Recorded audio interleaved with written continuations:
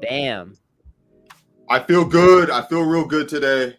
Brandon, I heard you were preparing for your appearance on here today, that you were doing some method podcasting before the show. Yeah, listen, sometimes just showing up to the booth and just doing it's not good enough. Just as a true podcaster, I did a lot of coke. I moved to New York.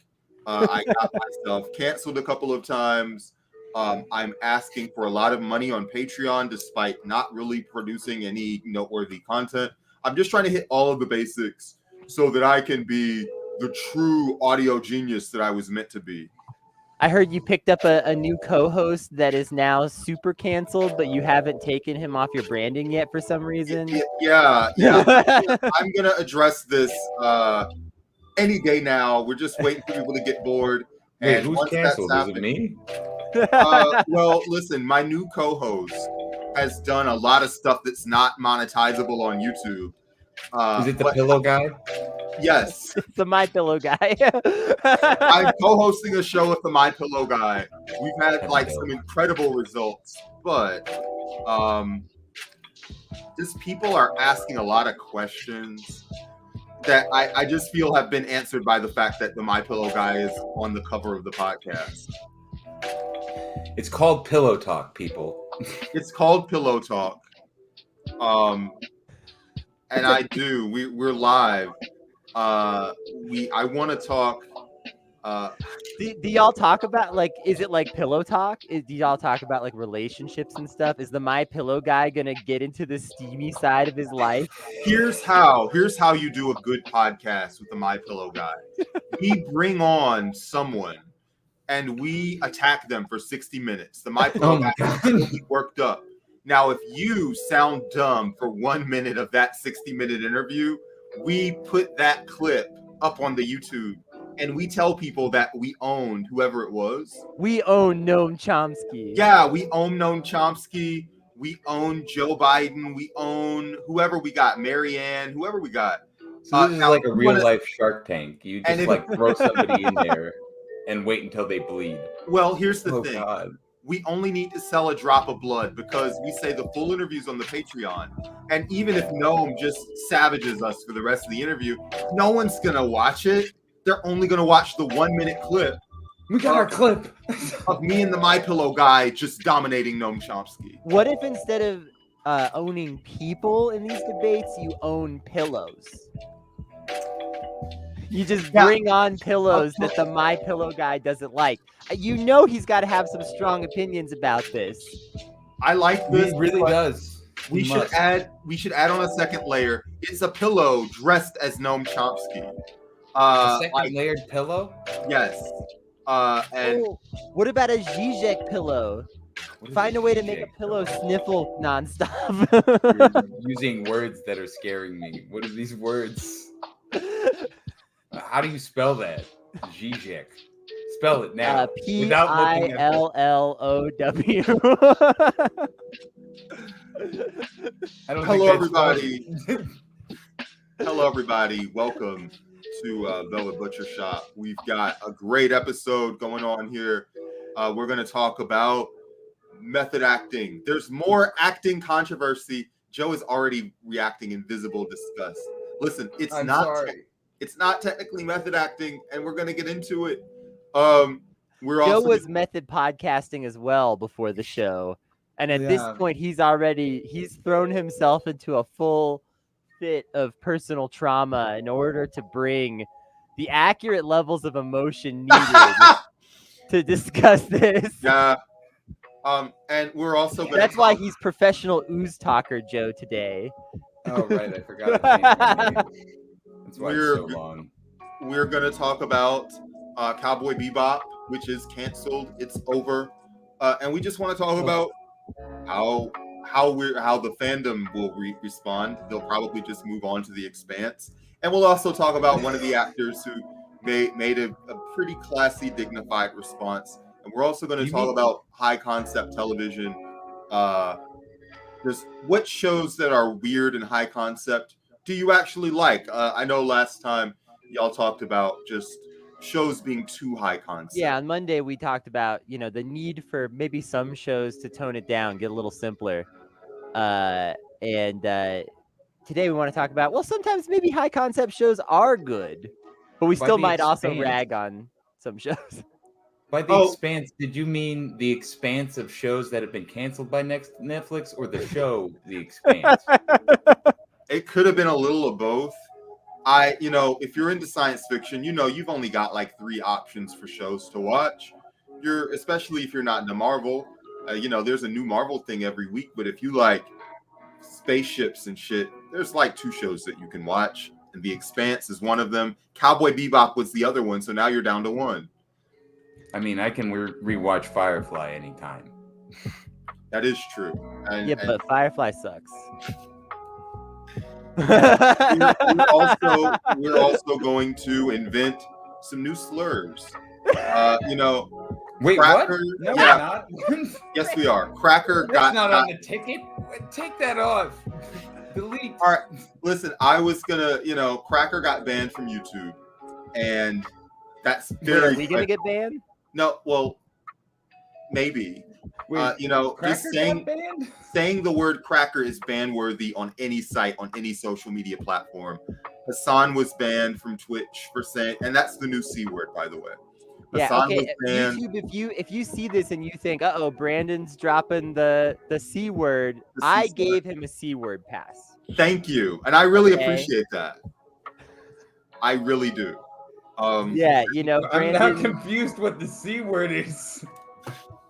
Well, don't experiment with it until the end of the show. We're gonna invent some new slurs that we can. Yeah, we got to get ahead of the curve here. We got to innovate in slur technology.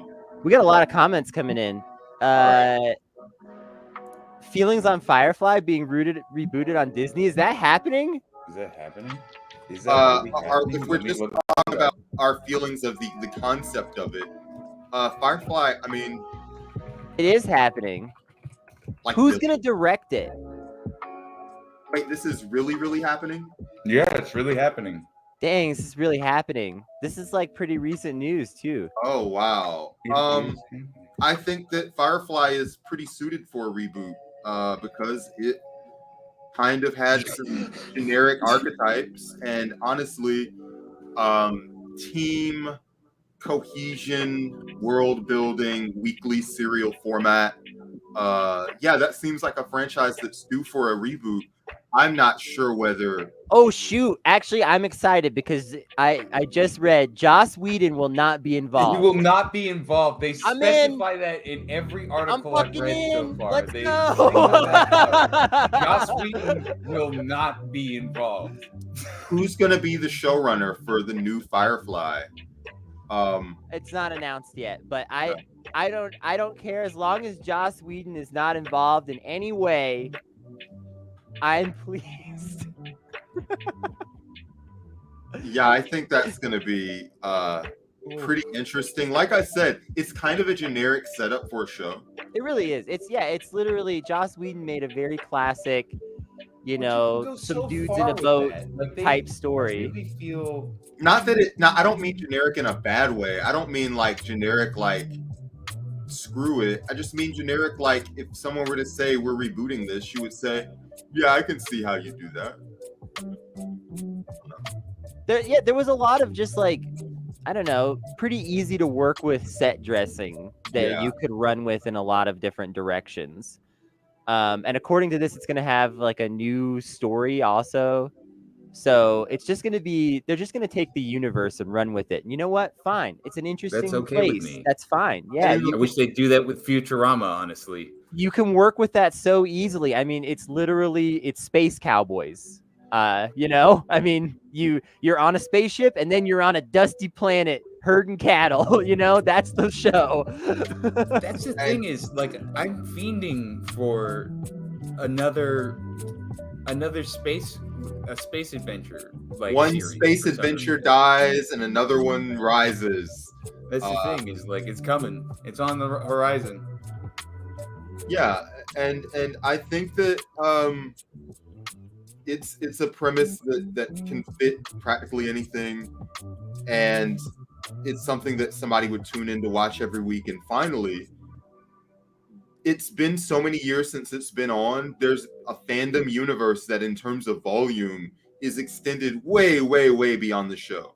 Yeah. There is some super fan of Firefly that has an incredible idea for rebooting the show.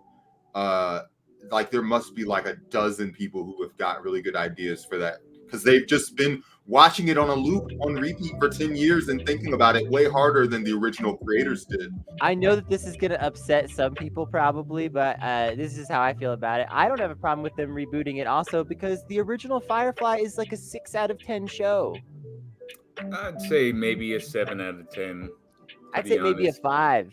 Wow. I put it... I'm a co-host, but get off. Get away. Get out of here. I also put it Joe's kicking me out of the studio. I don't know how to kick a host.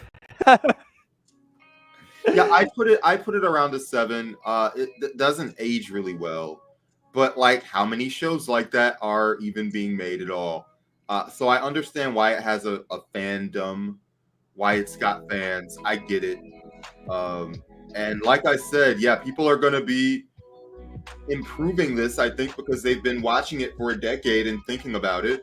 And they've all been passing around their fan interpretations that are probably better than the original show. Have you guys seen Cobra Kai?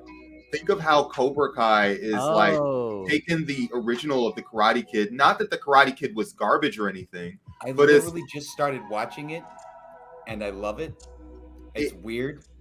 It only gets better. I really like that show. It's great. The karate, Karate Kid, is fine. It's really good. Cobra Kai takes that mythology and just expands it with more depth in the way that like a really great. So much more backstory. Like I didn't really realize how much backstory was in the Karate Kid.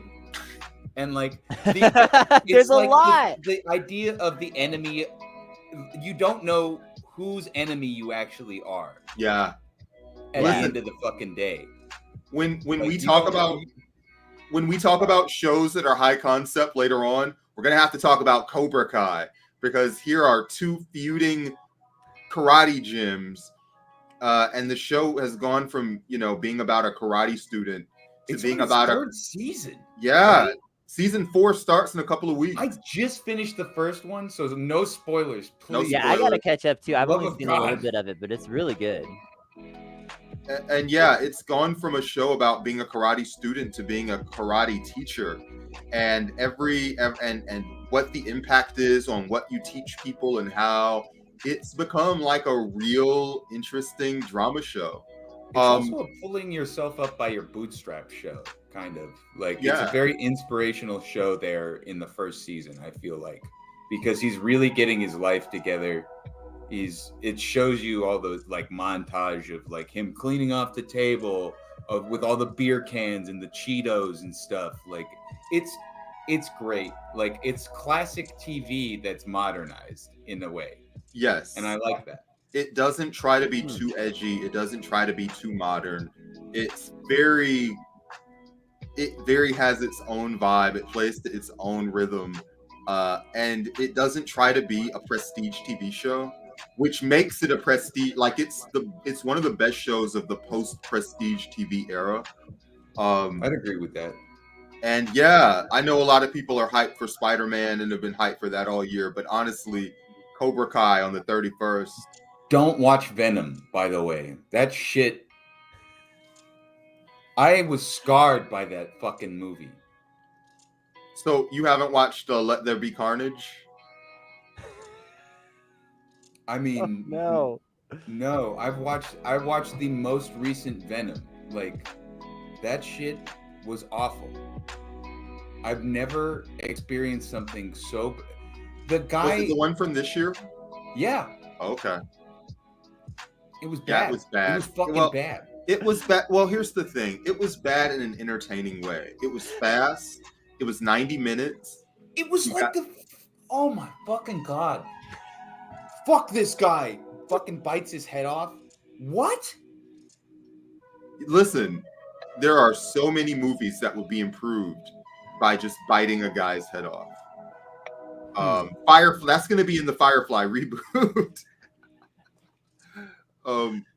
Yeah, listen, the first guy that tries to do swerfy bullshit. I don't know. There are certain things you don't need to reboot. Mel Brooks. That's one. Mel Brooks jokes. That's one of them. Venom. That's number 2. Brandon, yeah, you missed this yesterday, but we read that Mel Brooks said his biggest regret in his career was not the jokes that he told, but the jokes that he didn't tell. I'm still sitting uneasily with that statement. I'm on the edge of my seat still. I hate this. All right, listen. I wait for the whole seat. I wanna leave. Let's take a minute and let's come back and let's talk about the Jeremy Strong. Yeah, let's talk about Succession season finale. The main thing we were supposed to be talking about. Yeah, let's actually do it. I know this kind of evolved into a sci-fi, the state of sci-fi and stuff like that.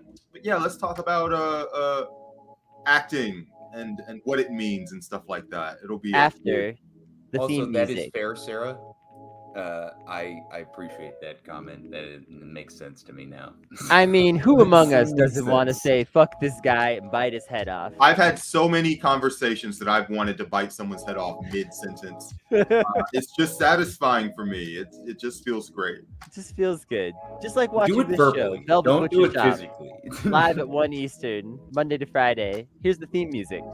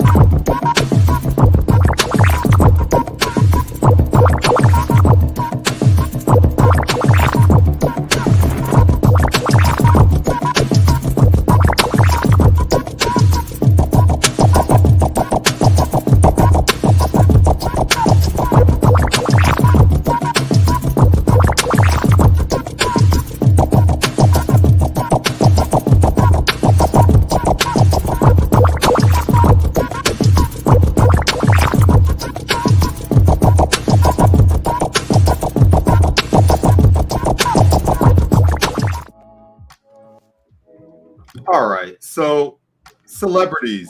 So, Succession, I want to point out before we even get all the way in, is one of those shows that actually got to like just exist for a few seasons without being perfect and then kind of came into its own. I would agree with that to some extent. The show definitely needed a few episodes to find its rhythm, but also I think the show's been good since it started. You know, I only started watching it like before this season started, and I got caught up and I watched it on a binge, and I was really impressed. It's a show about just people being toxic to each other, and it's 3 siblings that just tease each other and tear each other apart and are petty, pathetic, whiny, smug, criminal. They're just the worst. It's just about 3 people, 3 kids who are the worst, and their dad who raised them, who is also the worst. And they never improve, they never learn, they never get better. They just keep getting in their own way, destroying themselves. This sounds like Shameless. Yeah, yes, it's Shameless, except this is Shameless. It's Shameless, except with extremely rich people instead of extremely poor people. Oh, fair. Okay. All right. Well, it's a different kind of Shameless. And that's tragic in its own way, because these folks they're never going to experience any consequences.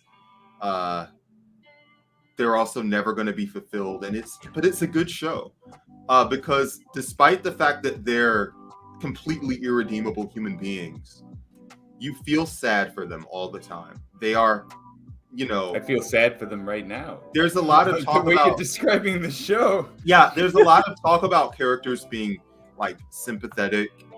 And these characters just put the pathetic in sympathetic, despite the fact that they have no good qualities. You feel sad for them because they're clearly just victims of abuse, and they are all processing their the incredible amounts of abuse that their father has heaped on them and playing them against each other and just molding them into these terrible and incomplete people. And they all struggle with the fact that they're screwed up in their own different ways. It's like Shameless. But at the same time, that show teaches you a lot of lessons about like certain things that you're dealing with in your life. Like, you're not the only one dealing with that. It's obviously popularized on television. I don't know. Certain shows like that, when it expresses the extremes, like the extremes of those families, like certain scenes in Shameless remind me of certain things that have happened in my life that I did not enjoy, and was a lot and affected me later on in life. But those people you see later on in the seasons, they advance their lives still. They are still successful. They still persevere. Teaches you perseverance. And I guess that's where these shows really come from a lot of the time, is like success, even through certain problems. Yeah, I mean, Succession is it's got a very Game of Thrones kind of soap opera aspect of who will be the new CEO, who will be the heir to the throne. And it's always some made up goofy business event. The business stuff in Succession is almost like technology and science fiction. It's just technobabble. Oh, we're forming a merger. Oh, our stock rate's going down. It's going up. There's a buyout, and it's all about just convincing other people. Bitcoin. Yeah. It's just all these about subsidiaries aren't producing the derivatives anymore. Damn it! You've got to fire John. He's not creating the widgets on time. Oh, but John's been with the company for 50 years. It doesn't matter. Drop the axe on him. And then John's got blackmail and there's new drama. Like, that's kind of what the show is about. It's like King Lear in slow motion over and unlike Shameless, it's clearly not going to go on for as long as they can milk it. They've got a beginning, a middle, and an end. It's modern. Imagine an actual stockbroker fucking like watching this show and being like, "Oh my fucking god, what are they talking about? What are these words? Like, I've never heard these. Should I know these?" If you work in high finance and you watch Succession, you're gonna feel like an engineer watching Star Trek. You're just gonna be like, "Oh my god, what are they even saying? That doesn't go there." Which I find is really funny, because a lot of times those kinds of dramas, they kind of painstakingly make some of the finances realistic. Yeah. And I like in this show how they're just like, there's corporations and bank accounts. And it doesn't matter to the kids in a certain respect anyway, because they're all going to be billionaires no matter what happens. And the fact that they're all going to be billionaires no matter what is never in any jeopardy. It's really all about who's going to earn dad's love, who's going to get the official pat on the head from daddy that they're the number one child. And they never get it. Who's going to get the spinoff? Yeah. No, really. And they've got these three. Spoiler alert, it's Kieran Culkin's character. Obviously. Kieran and Jerry are going to have their own spinoff. It's going to be great. But anyway. It won't be great. It'll be like Joey. Oh, God. That's painful to hear. Anyone who remembers what that actually means is just cringing right now. At least there was like a grace period to Joey. Like, there was a couple years there, a decade or so, that we didn't have to deal with it. We've got three central kids. I mean, there's a fourth one who insists on being a kid, but he doesn't count. There's three central kids. Like a Kardashian. Yes, exactly. Yes, totally. There's a fourth one that's so like, sad. "Oh, I'm also a Kardashian," and it's like, but are you really? And then the other Kardashians just push you back in the locker slowly. Yeah, exactly. Jolene. So the oldest of the kids that matters, Kendall, who's got all of the family responsibility and has worked inside the corporation from the ground up, trying to, become the true heir to his father, but isn't good enough at it because he's a screw up, an addict, not good at communications, weirdo, vain, self-centered. Holy shit. Has no positive qualities. But his only positive quality, I guess, is that he feels sad about all this stuff that's going on.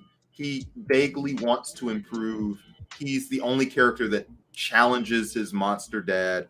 So if you want somebody to root for, he's the closest thing to a protagonist.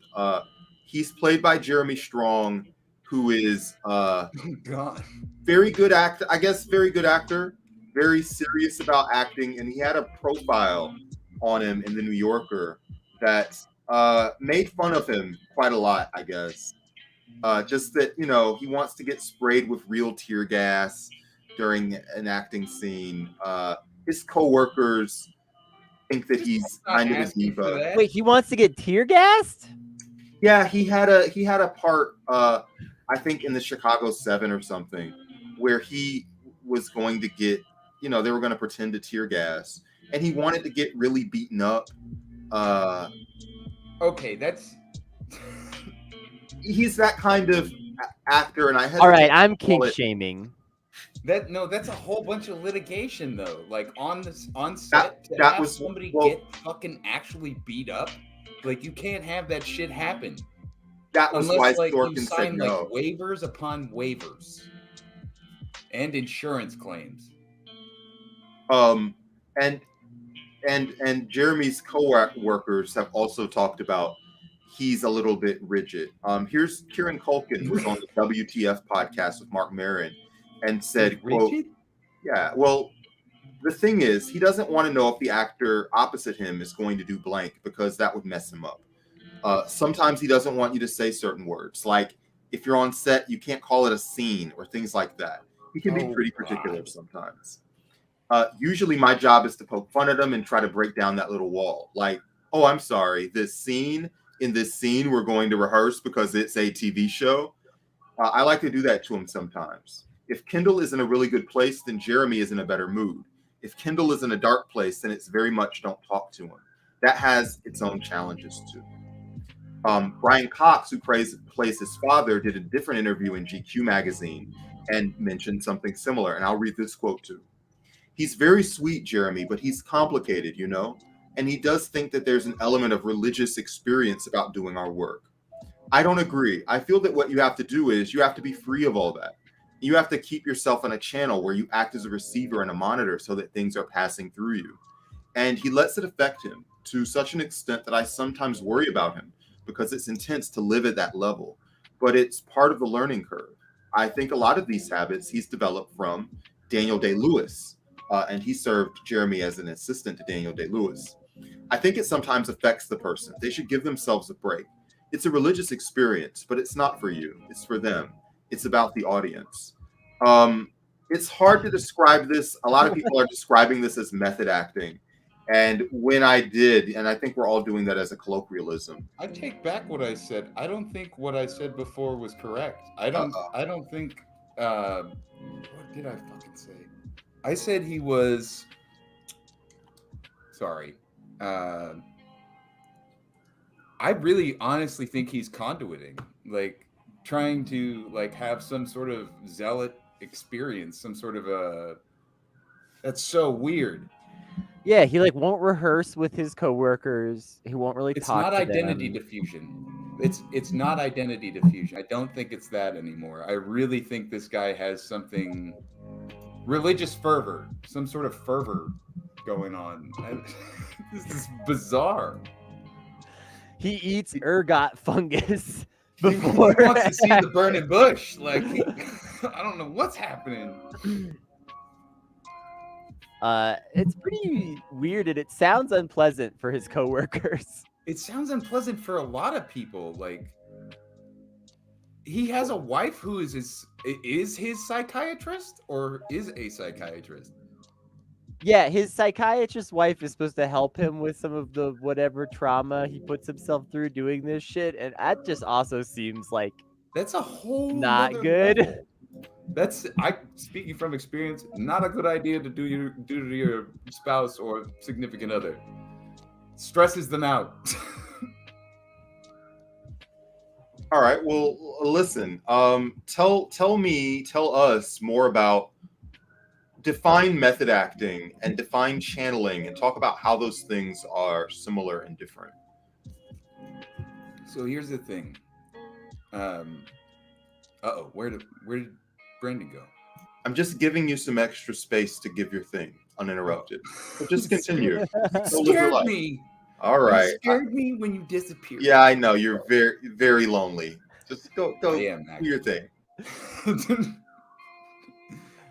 So the difference between method acting and identity diffusion indicates that you are emptying yourself. You are completely relieving your body and becoming a vessel for the words and the actions that are meant to be transferred from the page, from the director, from the actions that you have been given.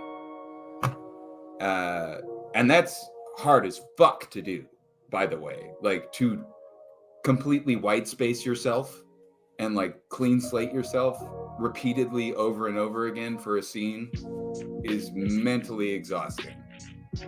I'm sure there's people out there that do it and are successful at it, but it stresses you as well as your coworkers out if you're not able to do the scene properly over and over and over. Also, to an extent, I just want to point out, there's an extent to which it almost seems unnecessary at times, because there are people getting great results without everyone around them fucking crazy. Yeah, you're literally driving yourself a little bit nuts each time you do it, I feel like. Not nuts, but like you're driving yourself to a sense of not a good place. You're putting yourself in a bad place. You're putting that situation on real life later on. You're not compartmentalizing it. You're still walking off set with a piece of that.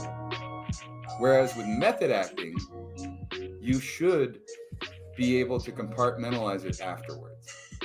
You should be able to debrief. You need to understand what you just went through, and maybe change what you did because it's not working anymore. You have to use some other memory. You have to use some other idea. It really sounds like the way that Jeremy Strong is doing like this identity diffusion stuff is just like putting himself in a situation where he's never really processing any of the stuff that he's going through as an actor. And I know that might sound ridiculous, but acting can be kind of emotionally taxing. Of course. Yeah. And like a great example is like the show Criminal Minds, which is a very distressing and dark show if you've ever watched it. Yeah. Every episode is about like some really twisted pervert who is just murdering the fuck out of people, and like they're just diving into the psychology of why is this guy so twisted? How do we figure out who this twisted guy is via his twistedness? Like all this shit. And that show reportedly takes a toll on the people who work on it, which is why it has a somewhat high turnover with a lot of the actors. Because you're literally just thinking about this really horrible, distressing stuff all day while you work on the show. I've always wondered about that. I've always wondered about that with Law and Order SVU and like all of those actors. What the fuck? How do you walk off set after that and like not have PTSD? Like, what did I just see? I just saw like some guy gored open with a knife, like an actual picture of it. They use actual pictures sometimes. You know that, right? Yeah. Even if they use real crime scene photos and stuff sometimes for the actors to look at or things like that. We got a great comment here I want to highlight. Joe is right that people are asked to do emotionally taxing labor and not given a chance to recover from it, not just in acting, but all sorts of jobs. Why can't people acknowledge this fact?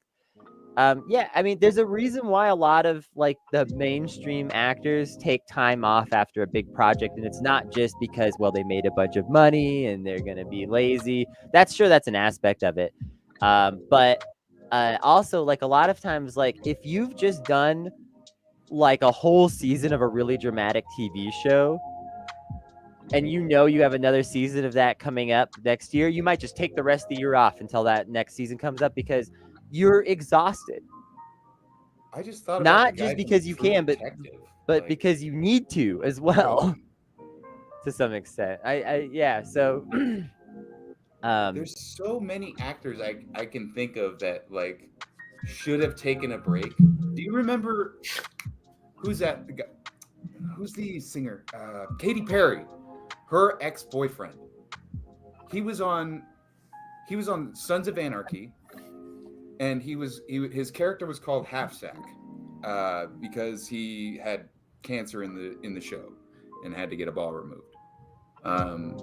But that guy was a method actor. That guy was a method actor, and he went crazy. So he removed a testicle? But he did that. He didn't compartmentalize it afterwards. He kept thinking like he kept getting put in these roles that he didn't want to be put into. And like there's certain aspects of Hollywood that like forces this mentality on you, and like you don't always have to do it. Like it's not required of you to do this. Like you don't have to take this role. No one's also, I think it's important to be able to separate art and life. Exactly. A little bit. You know? Like, I think it's important to be able to just like take those things apart. And I think with other types of art, it's generally easier for people to separate those things a little bit. Although we could certainly talk about how musicians get into this musician lifestyle that is its own type of like playing a sort of character that you get too involved in and then you can't escape. It's almost like a constant binge, though. Like it's not even a character. You become like drugged out for absolutely no reason at that point. I mean, yeah. With certain artists, But yeah, I think like acting in particular, because of the nature of it, it's really easy for people to kind of lose themselves in it a little bit. And you have to have some art life separation at a certain point. And just remember, this is pretend. This is being 6 and getting out the plastic swords and, you know, pretending there's a dragon and all that shit. Like, you know, when the kids come off the playground, they know that the dragon wasn't real. Okay? Like, I mean, some of them do. I want to talk a little bit about and this was said here, what drives an artist to this state in your estimation? And I think, and I don't say this in a negative way, because, and this is where I want to lead all this conversation to, he's a good actor. He's playing that role really well. We're getting some real deep emotional places with this character. But I think that you don't do that kind of thing unless you are dealing with some real insecurity about like your own organic talent. And it doesn't make you a bad person, or it doesn't make you necessarily an inferior actor. And as Sarah says here, like if you're having to act like that, you simply aren't. I would say that if you're really trying to immerse yourself in a role that way, you think of yourself as an imperfect vessel for whatever character that you're being, and there is a actively emptying yourself that you're at least on some psychological, spiritual level attempting to do. Yeah. I don't know. That's how I feel. Yeah, I think in Jeremy Strong's case, it's clear that he was desperate to make it in acting, which I understand a desperate feeling of desire to make it in media. And reading so his story is fucking crazy. His story's crazy. He came up in the acting world. Yeah, he was doing anything he could. Or like a con artist. Yes, he is extremely, you would never, the words clout chaser would be immediately attached to any Black person that bankrupted their acting department to meet one actor that was on their faves list. What the fuck?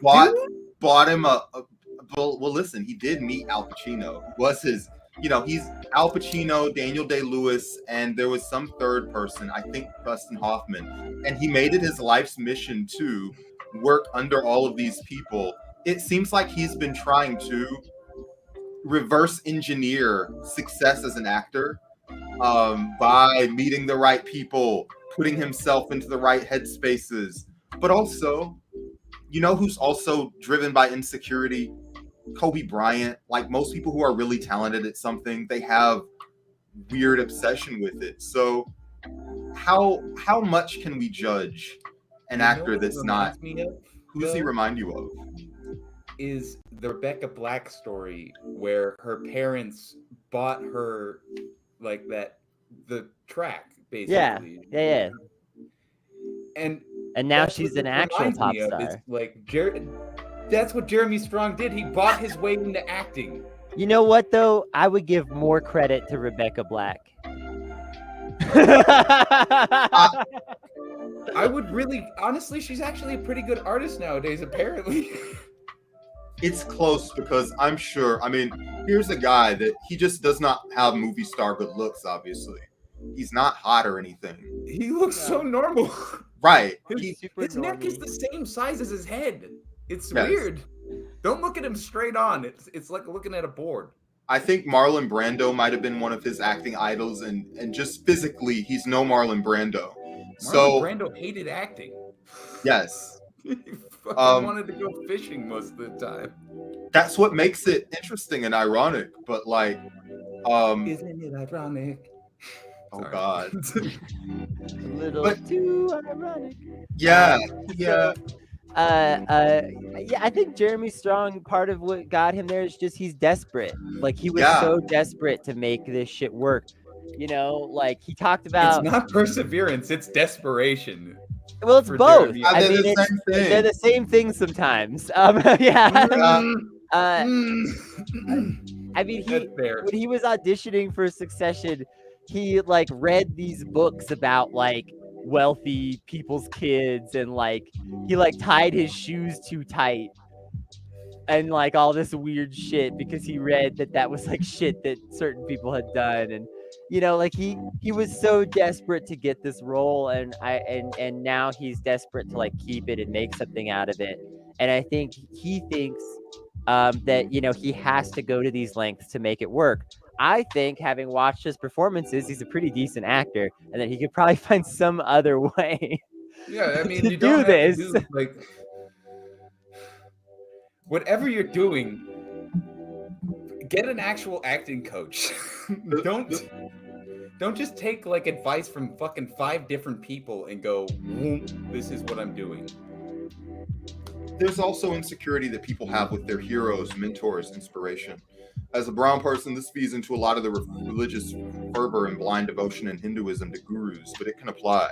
I'd love to do an episode about gurus because we think of gurus in America as Dr. Oz or whatever, and maybe we're transcending, because Dr. Oz running for a Senate seat is the kind of thing that would happen in India.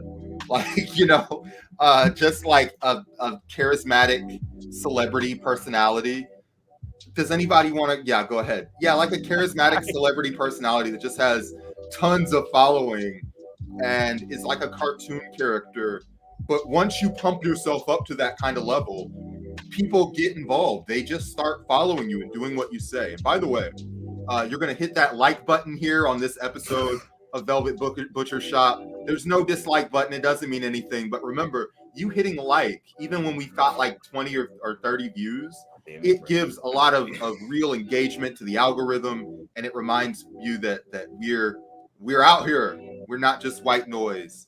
And of course, visit our Patreon, patreon.com/notsafe. White noise is a new slur. Oh God.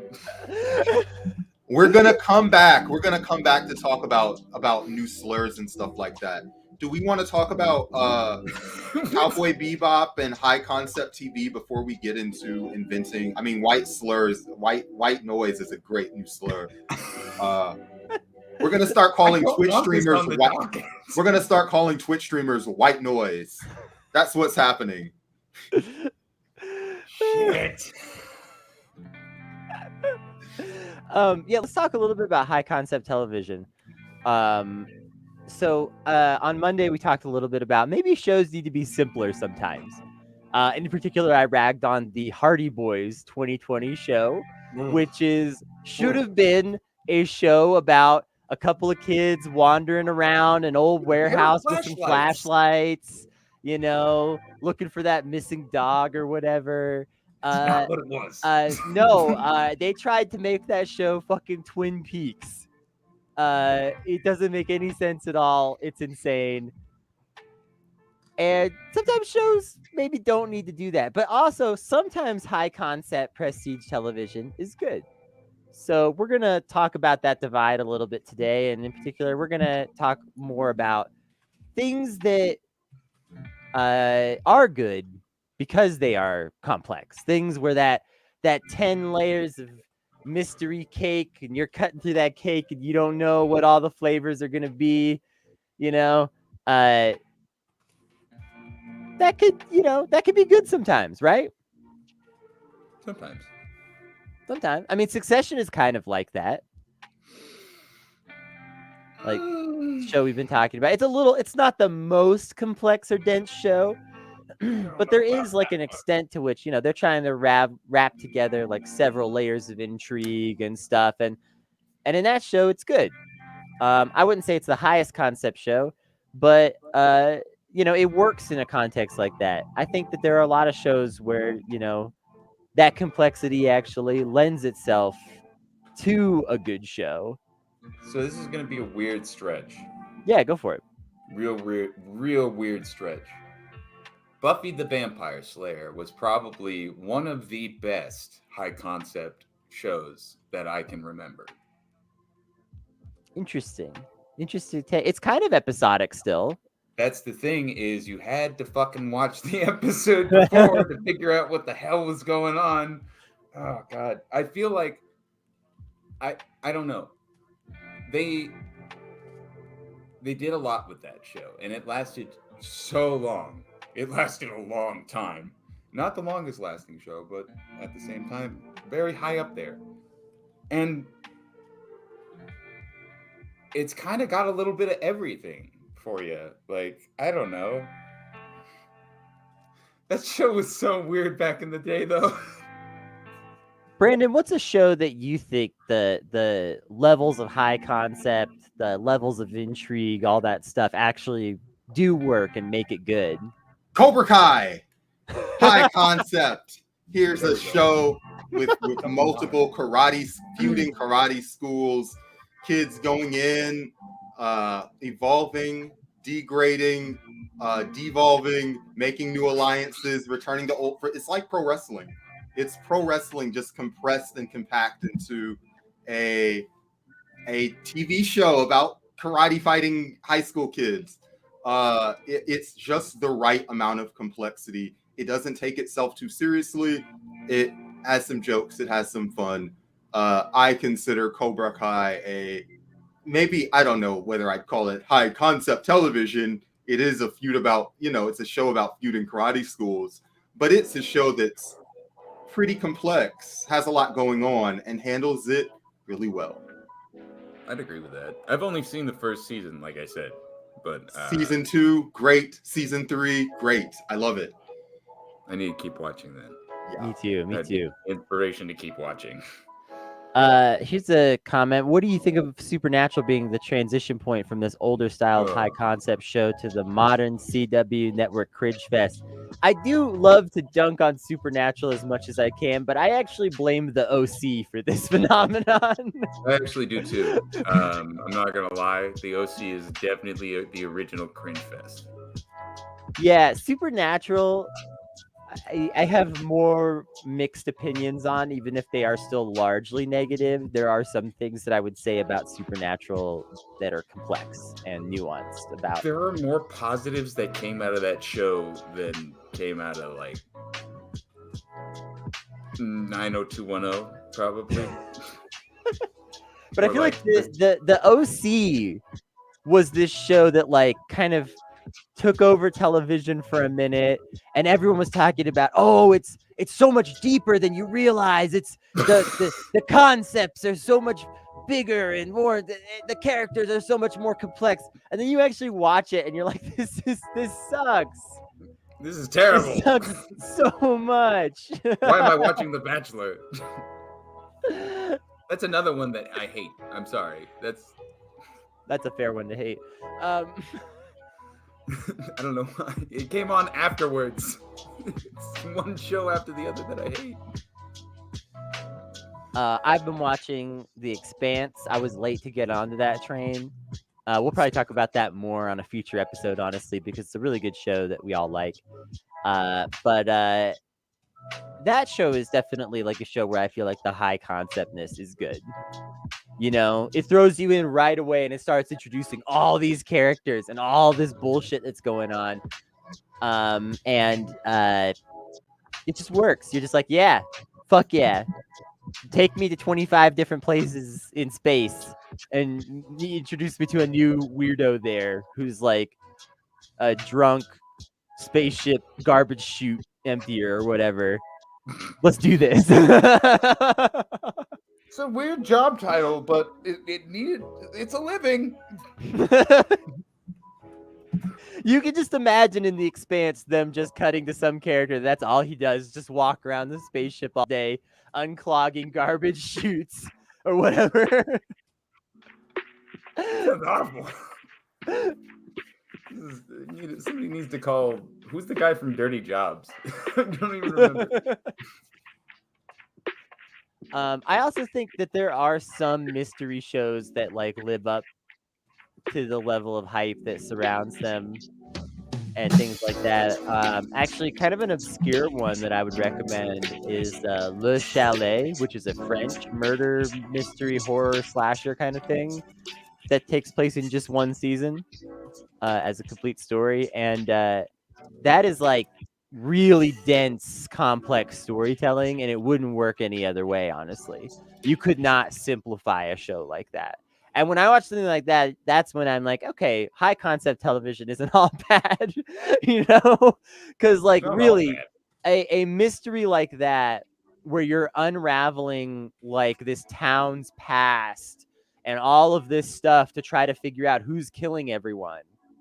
And it's like in this like small, quaint mountain village, and like there's all these characters that, you know, have lived there forever, and what are all their secrets? How could something like this be happening in a town where this many people have lived there for, you know, decades and decades, and not that many strangers come in and all of this stuff? The people have been sacrificing people to the corn. Sometimes. But Children of the Corn is something we'll talk about next October. I mean, that's a like pretty standard premise for Supernatural. I'm not gonna lie. Like, for some reason, sacrificing people to the corn. I would say Supernatural seasons 1 through 5 are an older style of high concept show, and Supernatural after that has become the modern style of TV show that's like CW filler. Don't forget the reboot.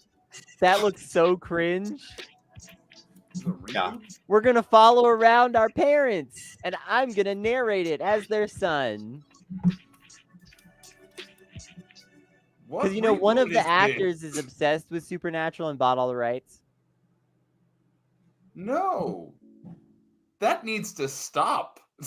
Which actor bought the rights to Supernatural? I don't know which one is which, because I don't know these actors super well, and they're just like the long-haired one or the short-haired one? I don't know, but one of them is okay. It's one of those situations. One of them is obsessed with Supernatural and like wants to do Supernatural forever for the rest of his life. It's the skinny one. This is the cute one. I'm sure that wants to do that, and the cool one is not interested in that. I would. Yeah, and the other one is like, I hate this. I hate this show. I hate you. You know? Yeah. Cool.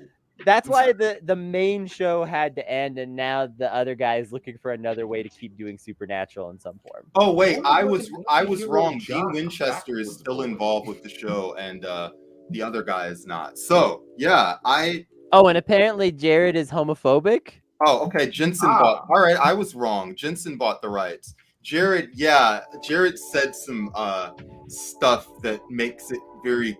He's not comfortable with certain aspects of the fandom, especially because it's a very gay fandom. I think most fandoms are gay. Most fandoms are gay fandoms. You plan on having a fandom, we'll know that we've made it when we have our fan fiction written about us. Damn. Yeah, apparently Rory's BF was a homophobe. I'm starting to have that realization right now too, Greenhouse. Yeah. Why did I watch Gilmore Girls as a child? Oh yeah, Joe's obsessed with Gilmore Girls, and that's gonna be another show that we talk about. Apparently on another one I'm supposed to take the what test? Joe, we're gonna make Joe take the Gilmore Girls superfan test live on air in a future episode, and we're gonna see how he does. All right, listen. What else? I feel like talking about shows that didn't age well. Gilmore Girls did not age well. We should do next time. We should do shows that have aged well and shows that haven't, because listen, Sarah, you were right. Most shows don't age well. The West Wing is not aged well. Let me tell you. That is Firefly is not aged well, but Star Trek: The Next Generation has not aged well. Buffy has not aged well. Angel has though. The spinoff, ironically enough. We should do this. Yeah, listen, I watched Angel maybe it's aged more in the last 4 years, but I rewatched it 4 years ago and I was like, having a good time here. Looks pretty good. So yeah. Best reaction ever. Having a good time watching this. Yeah. That's me watching about it. That's me watching Cobra Kai into this year too. It's gonna be great. So we got anything else? Do you guys have any summary statements? Do we got anything else we want to hit today? I'm sad that Rory's BF was a homophobe. Me too. We're all sad about it. No, I think we're good. Maybe we'll do this shows aging well. What makes a show age well or not? We may have to rewatch some I don't know, Friday or Monday or sometime in the near future. Hey, new Sex in the City is coming out, so that's getting a reboot too. Oh shit! New Sex in the City. One of the girls. Talk about a show that didn't age well. Is this a full reboot or is this just the sequel? The sequel series? I think it's a full reboot. No, I think it's a sequel series. -1. Oh, that's the sequel series. Yeah. Yeah. Okay. And it's a sequel series.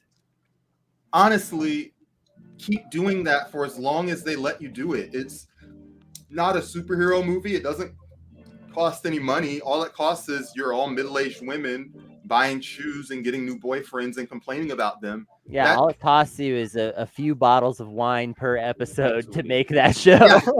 Is not in it. That's who's not in it. My bad. A few bottles of wine to make it, a few bottles of wine to star in it. A few bottles of wine to make the show and a few bottles of wine to watch it and get through it. But there is no Sex in the City without Kim Cattrall. It's true. It's just in the city. Well, I just assumed that. I watched a lot of Sex in the City. I'm sorry. I have opinions.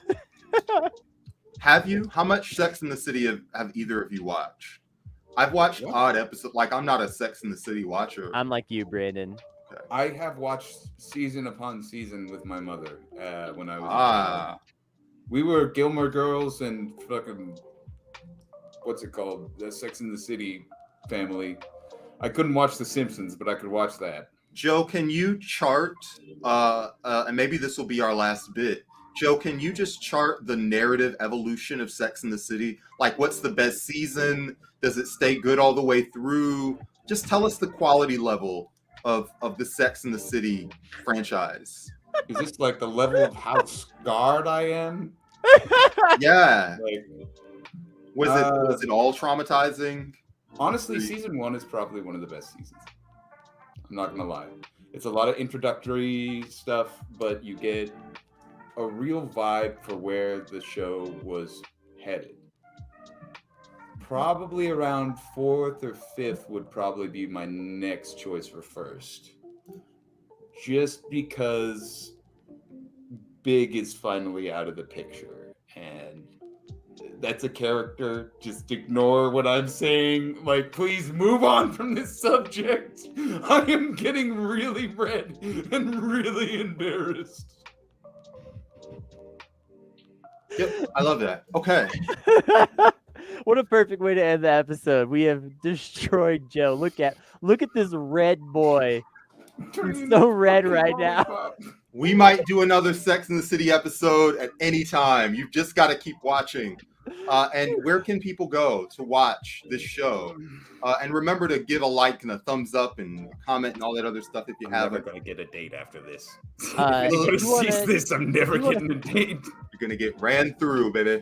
I'm going to create a fake Tinder profile for Joe. I'm just going to go delete my Bumble real quick. I'll be right back. If you want to support this show, like, subscribe, comment, go back, like every video we've ever made. This show is live at 1 Eastern here on YouTube and then is available forevermore in video and audio form.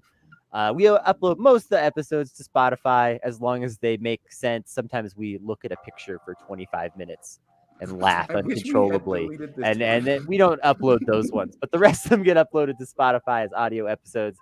And if you want to monetarily support us, patreon.com/velvetbutchershop or kofi.com/velvetbutchershop. Your choice. Shouts out to our patron, Inkjet, our very first patron. We appreciate you so much. And we will see you tomorrow. I think that should